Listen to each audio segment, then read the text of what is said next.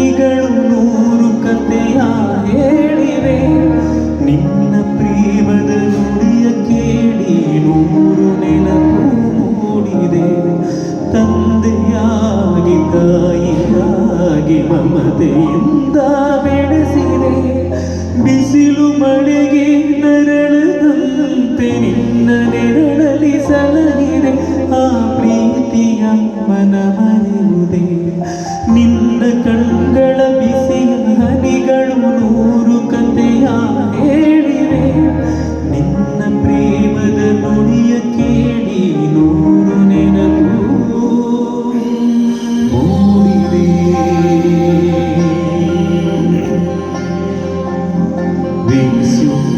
Abu Sabi.